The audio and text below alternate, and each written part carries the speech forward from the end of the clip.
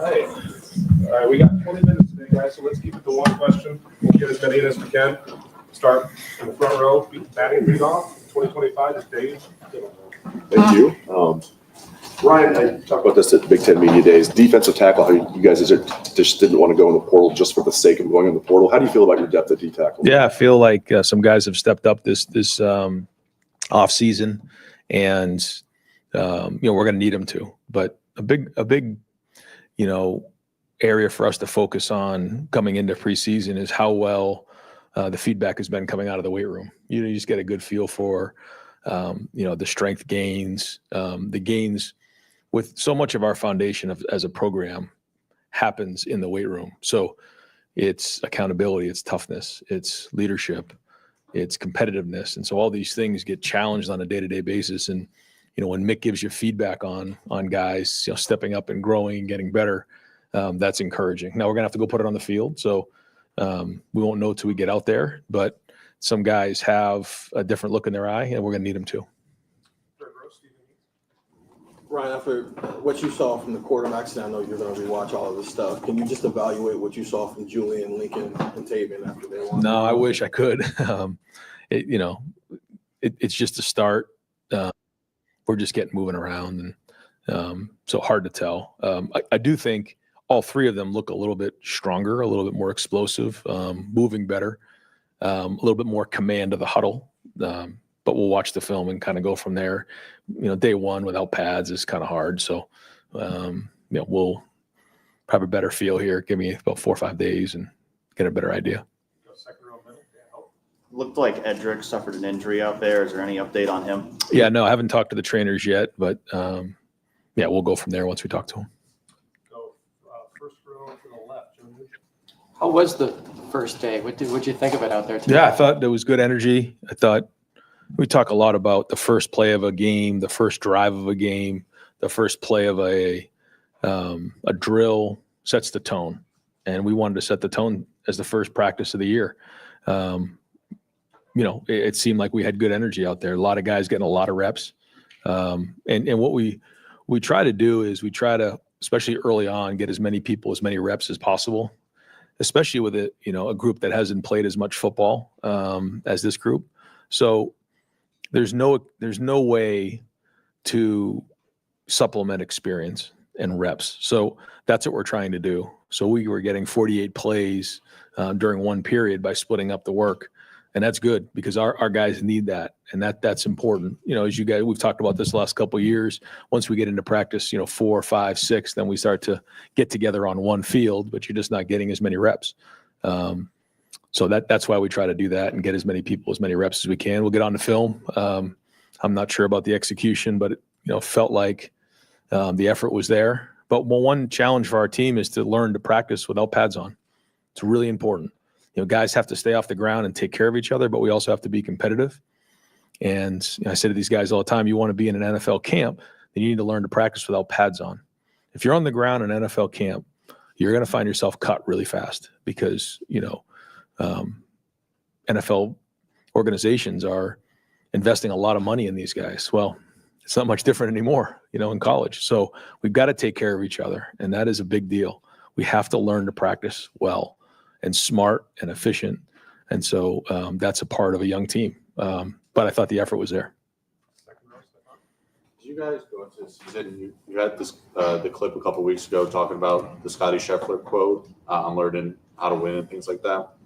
How quickly after winning your first national title did you kind of start to shift that focus and learn how to not get complacent, how to keep striving for more? Yeah, it's when you spend your career on a vision of what you want and the goal. Once you accomplish it, there is certainly a feeling of accomplishment. But soon after that, it's on to the next thing, and that's what the case was. And it was great to see our players, our coaches, turn the page on that and move forward. I think this team, has their own identity. They want to have their own identity, yet they also want to be the first team ever to go win back-to-back national championships at Ohio State, and that's going to start with the first game against Texas. Right. Ryan. It looked like, I think on the roster even, it says that Ethan's down about 20-ish pounds, 25 pounds. How did that process go in the offseason? How much initiative did he show, and how much did you guys have to kind of be on it? Yeah, it was great to see the transfers come in, and anytime a transfer comes in from other programs, regardless of where it is, you always like to ask, what is your perception of how we do things here? What are things that we do different? And so we've had, as you know, schools from the SEC, schools from different parts of the country, different levels.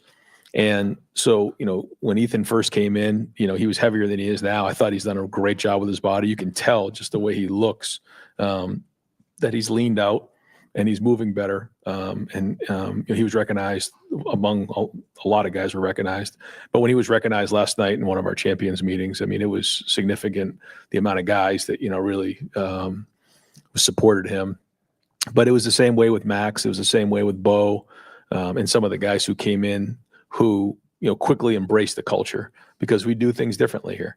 There's no question. And I think if you'll talk to anybody who's come into our program as freshmen, that's all they know. But the transfers are the ones that can give you a little bit of the comparison of other programs and how different things are here, because we make, no qualms about it, that like our foundation is the weight room and how we do things. And so that's where you build your respect. For instance, like just take the example of a quarterback. For a quarterback to win the respect of his teammates, a big part of that is in the weight room in the off season. Now they got to go do it on the field, but those are big steps in progress as a leader. And I'm very encouraged with this mindset of this team. I'm encouraged by the leadership that some of these guys have taken on. Now we need. I kind of look at it like when I look at this room, I see the young guys in the back. We need that back end of the room to now really step up. And the only way to do that is to get on the field. And so that's where we're going to be here in fall camp during these practices. During fall camp, what are you specifically looking for in terms of Julian and Lincoln in their evaluation for your starting quarterback? Yeah, you want command of the offense. I mean, when you stand in there as a quarterback, you want everybody in that huddle to believe in you. You want them to follow your command. I mean, that's a big part of it. Then taking care of the football, making routine plays routinely, getting us into the right play. And that's one of the things last year that I feel like Will probably doesn't get enough credit for, was all the little things that kept the offense moving. Sometimes it's throwing the ball away to keep us on schedule.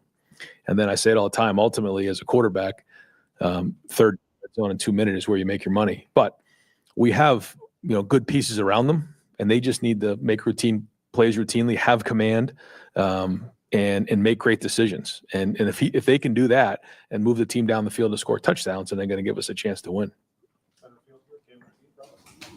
Ryan, you just kind of mentioned Bo, but when you have a guy like that who you kind of want to make an impact this year, and you get him out of the spring portal, how does that change, or does that speed up things for you guys for what you need to see in the fall game? Well, he's an older guy, and I think that helps when you have guys who have played for multiple years and at the college level in the Power 4 conferences. They come in with a certain mindset, and then you have to ask him. But I think for him, like coming into Ohio State, he wants to prove himself. This is like a different environment for him, and I think he wants to. We want to prove, and I think a lot of these guys are that way. They want to prove themselves at Ohio State because they feel like if they make it here, they can make it anywhere. And I think he's had that mindset coming in, and his teammates have really rallied around him. But I would say, at defensive end, Caden Curry and both he and Kenyatta Jackson, CJ as well. He's taken on that new role, but they've stepped up their leadership too, and they've embraced Bo, and they know they're going to need everybody. You hear about these guys in the offseason in the weight room. Was there anybody out there that really jumped out to you the first day of practice that you heard so much about and then you got to see it on the field? No. I mean, we don't have pads on, so you won't know until you start to really get the pads on and start going. I mean, this is all about learning how to practice together, playing fast, getting our feet underneath them, making sure they're lined up in the right spots, learning how to go 4 to 6A to B +2. So we'll get on the field and see where it's at with pads on here in a couple of days, and then we'll kind of go from there. I think that's obviously the biggest part of this is, when the pads come on and the physicality kicks in, that's when you start to know where guys are. When I say anybody, that's not the case. Not anybody, but I feel like saying anybody can go play without pads on. Once the pads come on, then you find out who's who. Ryan, this big picture question on somebody like Lincoln, who's when he has a background of playing multiple sports, and you talk about how great an athlete he is that at all helpful for what you guys want to accomplish at that quarterback position? Yeah. Everybody has their own story. His story is unique to him. I'd say the first part is where he grew up. There's not many Division I quarterbacks coming out of South Dakota. And I guess there's maybe been few, but for him, it's unique. But then when you look at his background in multiple sports, I think anytime you can play multiple sports, it's important. I guess nowadays, when you look at some of these quarterbacks who, move on, not all of them have played multiple sports because of the way things are designed now in youth sports, which I don't agree with. But I do think all those things help. I think it was maybe 2 years ago, Tyleek went down on the first day of camp, and he was able to get back. There was plenty of time. It's a physical game, but if we could, what's it like in your mind when someone is down, someone who's you're expecting to play a key role on the first day after all the work in the offseason, you get out there and it's like, all right, now this plan is gone. Yeah. At least for now. Yeah. One of the things that you have to do is you have to plan accordingly. And I was just talking about this on the radio that, when we took the injury with Simmons in the Oregon game, that was a big blow. You're talking about a first-round draft pick at left tackle. And then so Donovan had to go then move to tackle. And so that wasn't easy, as we know, going into the game and having to, go against Carter. And then when we lost McLaughlin, that was a major, major shot. And so now, you're moving Donovan. Now you have three guys in new spots. Now Carson had played before, but not really much that season. So, and that took us a couple weeks. And, it wasn't just that, but, we ended up losing a game in there and kind of restructuring it a little bit and kind of recalibrating a little bit, sort of like we did in the Oregon game after we lost that game on defense. And I think some of that is going to be part of injuries. When you're playing as many games as you have, you're going to have to build depth and you're going to have to adjust as the season goes on. And I think that's going to be a big part of the season this year, just like it was last year. So we try to do everything we can. We want to make sure that we can practice because we have to simulate a game, especially when you're playing a game like we are in the opener. I mean, we have to, iron sharpens iron. We got to get better. We got to get ready to roll. We got to tackle well. We got to take care of the football, all those things. But we also have to learn how to practice with each other to keep each other safe. Ryan, back to the quarterbacks, if I could. You've always said that you look for an extraordinary trait at the position. And most people, I think, assume that that's a physical trait, like whether it's accuracy or arm strength or, running speed or whatever. Did Will and what he did, those little things, did it change anything for you in the way that you evaluate what you're looking for in somebody to lead? There's a lot of talent around these quarterbacks, so you can make do in some cases with maybe a little less physical talent. Has it changed the way you view this at all? I think every time you have a quarterback, you learn a little more. Every year you learn just a little bit, and every quarterback I've been around, you take something from. And I would say Will's probably extraordinary trait physically was his size. He was big in there. But he did have an extraordinary leadership style, and his mindset was definitely unique to him. But I try to tell these guys all the time, you have to learn something from the guys that you were here before. Both Julian and Lincoln both saw Will lead. You don't have to be Will Howard, though. You got to be yourself. And that's just how it works. You have to be you, but you also have to lead and take command. So there are certainly things that you learn from and things that you grab onto and recognize things that helped us win a championship. And certainly Will had some of those things. But no two quarterbacks are the same. And so it's maximizing each guy and challenging them in those areas. And a big part of that's going to be leadership. Ryan, obviously the starting receivers you guys have are as talented as any group in the country, but we've seen some of these backups or younger guys pop. Milan today, Quincy in the spring. Is there an opportunity to maybe rotate, or with fewer snaps and whatnot, do you think those guys just kind of have to bide their time? Yeah, no, I think throughout the season, you'll definitely see that. week one we'll see, but you'll definitely see guys playing. We need to build depth at every position. We need to win the first game, so we'll decide who gives us the best chance to win that game. But as the season goes on, we need to develop some depth. Yeah, right. When you get early into camp, what do you want to see from Austin that makes you ready to make that decision at right tackle, and with Ethan that makes you ready to make that decision? Yeah, I won't get into too much of, we don't make it public, the champions and the Iron Buckeyes, but Austin was an Iron Buckeye, and he had a tremendous offseason. And he's taken all the strides that you need to solidify yourself as a starter. So how that all gets shuffled here, we'll see. Remember last year we had that crazy illness and we had to shuffle guys in. It's a long month. So we'll see. I think Tyler had a really good plan of having a primary position and then a secondary position. We'll go through, the first couple of weeks and figure out, where he can best help us. But whether it's guard or tackle, but he feels comfortable at both positions. So we'll keep figuring out which 5 we're going to go with to start the game. Coach, practice is practice, games are games. From that standpoint with the quarterbacks, how much do you turn the heat up on them as practice wears on? You don't want them getting hit in practice, I would think. But and do you have a time frame? When do you hope to name a starter? We did make them live the first time since I can ever remember in college in the spring. The plan is not to do that here in the preseason, but to turn the heat up, the heat's on them constantly. I make sure of that. But in terms of when the pads get on and feeling real bullets come by them, we're not going to hit them in the pocket. They did handle that in the spring, and that was good. I think it changed them a little bit in their perspective. Going into the game, you certainly would like to have a starter named. And, each competition is a little bit different. If we have to go in with multiple quarterbacks, then that's probably not a great thing going into week one, but you never know. You got to do what's best you can to win the game. So they're going to have every opportunity they can to win the job. And sometimes, based on the locker room, the guys on the team know what's going on. So we'll do everything we can to make sure we win the first game. Whoever gives us the best chance to win that, and then we'll go from there. But you just, with a young room like that, you have to predict that you're going to need everybody in the room. So the development's got to be, on a daily basis for all 3 of them. Yeah, Ryan, as much as it makes sense not to dwell on the past, what you did last year, what can players take from last year to apply to this? Well, I think there's a certain level of trust knowing that if we follow the program, we stick with it, we can accomplish our goals.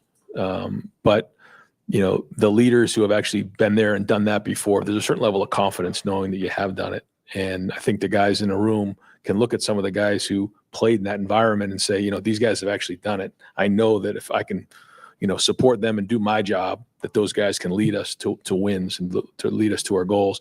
And I think as the season goes on, they'll build confidence as they go. But they know what it looks like. They know what it feels like. There's no, secrets on that. They were here during preseason last year. They were here for the wins. They were here for the losses. They saw it all. So they have a perspective and a reference. Now, this is up to them. This is their group. This is their journey. So I think, those are all things that we can go back to. But to your point, it's more about right now. What's coming down the road doesn't matter. What's happened in the past doesn't matter. It's right now and maximizing each day. And that's where the focus has to be. Last year, you had a very veteran team and a non-conference schedule that wasn't particularly challenging. This year, it's the opposite. You got a young team with a team like Texas coming in. How does that change your approach, your urgency? How does that affect things in camp? Yeah, it affects things a lot. Yeah, it's that in that first game, you can't, quote unquote, be learning on the job in that first week. I mean, we got to be going. So we have to flush through as many issues as we possibly can. No, we've got a long season ahead of us, but it can come down to one play. So turnovers, tackling, being clean, missed assignments, penalties, like all those things, we got to be on top of. Substitutions, because all it takes is, one play and it can cost you. And, the good news is in a format where there's playoffs now with 12 teams, you can recover from it, maybe different than in the past. But at the same time, this game matters in a big way. And, a loss can hurt you and a win can really propel you. So we know what's at stake. And so every minute matters. Appreciate it, Mike. Coach, I looked at the offensive line today in the spring, but definitely today when you could hear that there's a lot of depth, it looks like, in the offensive line. It wasn't there a couple of years ago. And I'm not just talking about the players from a coaching standpoint. There's some big time coaching going on the field, not just from, Tyler. Explain what that means just to getting things done. When you split up, you want competent coaching as well as reps, I would think. What does that mean to this team, you think? Well, I think when they changed the rule to unlimited coaches, it certainly changed how we approach that room. And I give Tyler credit because, it takes somebody who doesn't have a big ego to say, I want to bring in the best coaches possible, and we're all going to be in this together. And it's not someone jockeying for position or posturing.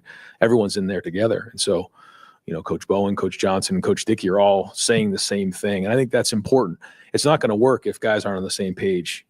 All three guys are on the same page. All three present different. They all have different backgrounds, and they all can kind of come at guys from different points of view, which I think is unique. And when you do have these situations where you split up work, and you saw an individual drills, you can put the centers, the guards, the tackles over here, and now you're getting more and more reps. And so to your point, we can develop the depth. And yeah, I mean, we have a chance to build really strong depth at that position. So we know the games are going to be won up front this season. So a lot of work to do, but encouraged with where we're at. For that team, before y'all went places at the beginning of practice, do you sense a sense of respect for you now that maybe wasn't even there before? Meaning you've won a national championship. You listen to me, we can go play. You understand what I'm saying? How does that kind of change the feeling you have of doing your job? Yeah, I think that, our coaching staff and myself have always had great relationships with the players. They know what goes on. I think we've always had tremendous buy-in. And a big part of that is the type of people that we bring into our program. But when you go through a season that we did, and then you see the results and the rewards come through in the back end, it just gives you a certain amount of testimony, and that matters. I think when you talk about building trust, we talk a lot of times about the character of who you are. Are you actually going to, do what you say you're going to do? And in those difficult moments, like, who are you really? The second thing is your connection. Like, do you connect with people? Do you actually care about the people you're around? But the last one is competency. Like, when you stand up in front of a team and you put the plan together, whether it's a offense, defense, special team, or as the head coach, that the guys in there have to trust that you know what you're talking about. So I think going through something like that just builds more and more trust. And then the last thing is you got to do it consistently over and over and over again. And so now we got to restart and do it all over again. All right, Coach, thank you. Yep. Thanks, guys. Thanks, Ryan.